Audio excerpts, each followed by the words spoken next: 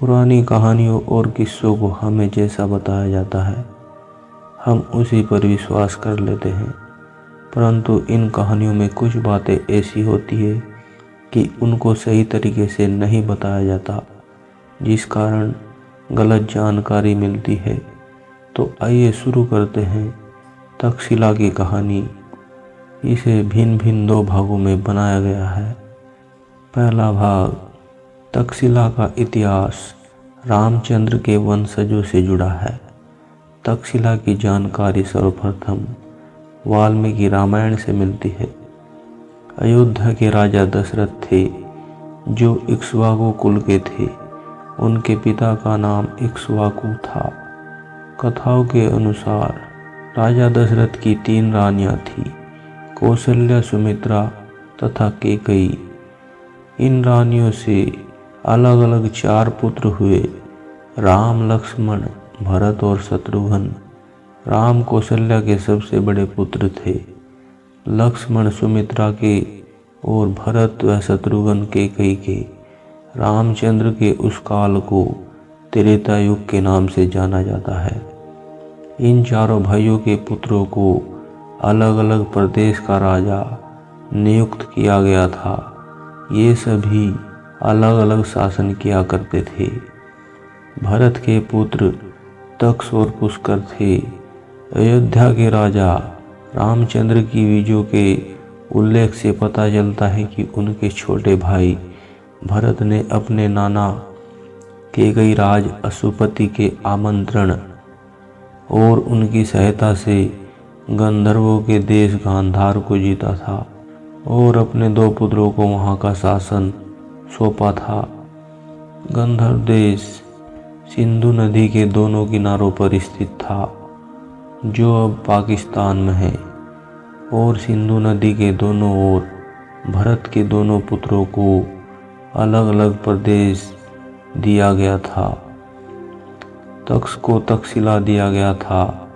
तक्षशिला सिंधु के पूर्वी तट पर बसा था और दूसरे पुत्र पुष्कर को पुष्करावती मिला था।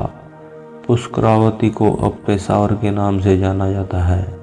तक्षशिला विश्वविद्यालय वर्तमान पाकिस्तान के रावलपिंडी से 18 मील उत्तर की ओर स्थित था। इस युग में राम व उनके वंशजों ने इस धरती के भिन्न भिन्न स्थानों का भ्रमण किया। उस काल में ऋषि मुनि, राजा महाराजा विश्व भ्रमण किया करते थे। इनके प्रदेश पूरे विश्व में अलग अलग स्थानों पर थे। ये बिना रोक टोक कहीं भी भ्रमण कर सकते थे। इन पर किसी प्रकार की कोई पाबंदी नहीं थी। राम, जो कि लंका विजय के पश्चात पूरे हिमालय में भ्रमण करते थे, उनके वंशज भी पूरे एशिया महाद्वीप में अनेक स्थानों पर जाते और वहाँ अनेक प्रकार की विद्या सीखते, आखेट करते और वनों में भ्रमण करके अनेक प्रकार के रोमांचक कार्य करते थे। तक्षशिला नगर भारत की उत्तर दिशा और हिमालय की निचली घाटी में बसा था।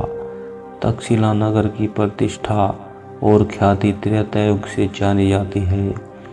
वाल्मीकि ने इसका उल्लेख रामायण में भी किया है। प्राचीन काल में राम के वंशजों ने तक्षशिला पर बहुत दिनों तक शासन किया। राम के वंशजों के समय यह एक प्रसिद्ध नगर था।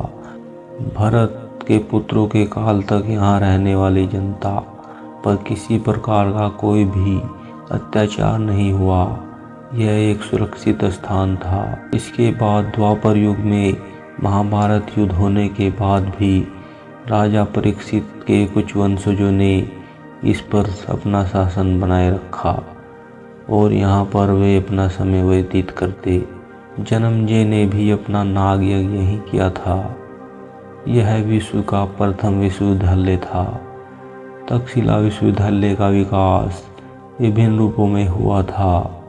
यह विस्तृत भूभाग में फैला हुआ था। इस विश्वविद्यालय की स्थिति ऐसे स्थान पर थी जहाँ पूर्व और पश्चिम से आने वाले मार्ग मिलते थे। तक्षशिला विश्वविद्यालय में पूरे विश्व के 10,000 से भी अधिक आचार्य व शिष्य थे। शिष्य सेवक के रूप में कार्य करते थे। ये ब्रह्म मुहूर्त में उठकर अपना रोज का कार्य शुरू करते थे। यहाँ 60 से भी अधिक विषयों को पढ़ाया जाता था। महत्वपूर्ण पाठ्यक्रमों में वेदों और वेदांगों का अध्ययन किया जाता था। यहाँ अनेक प्रकार की विद्याएं सिखाई जाती थी।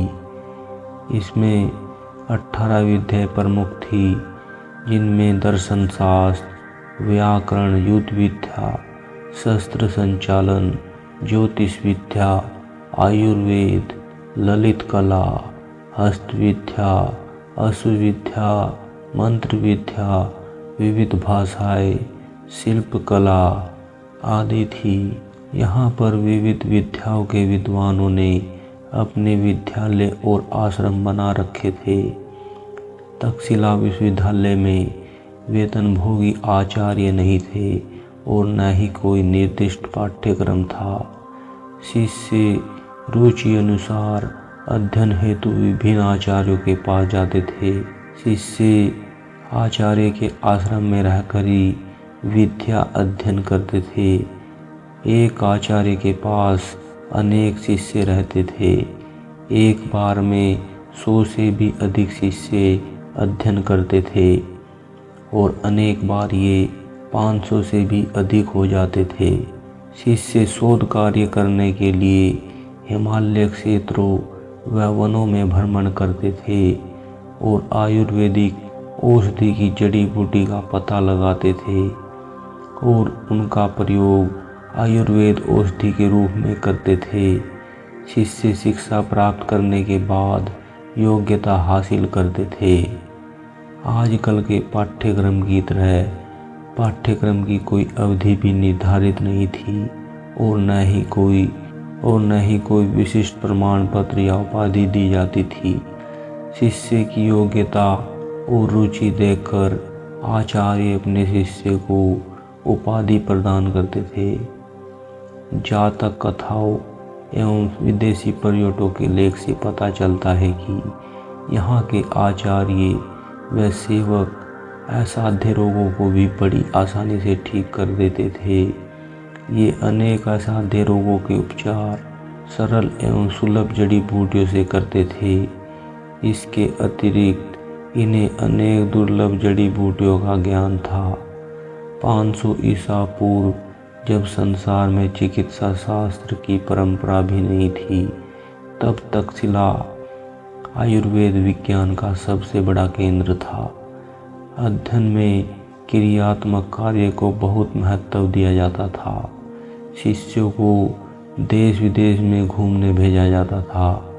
शिष्य अलग अलग स्थानों पर जाकर अलग अलग जानकारी प्राप्त करते थे।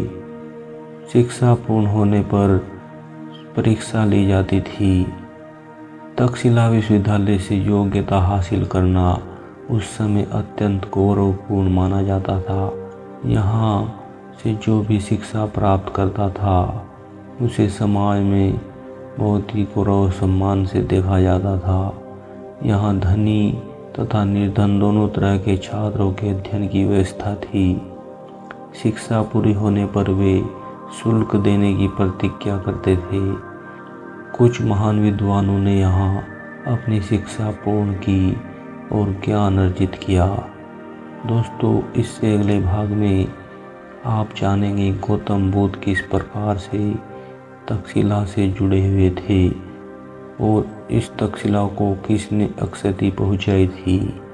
दोस्तों, अगर आप इस चैनल पर नए हैं और आपने ये चैनल अभी तक सब्सक्राइब नहीं किया है तो इसे सब्सक्राइब करें और इस बेल आइकन को ज़रूर दबाएं, जिससे आपको और भी वीडियो के नोटिफिकेशन मिल सके। तब तक के लिए नमस्कार।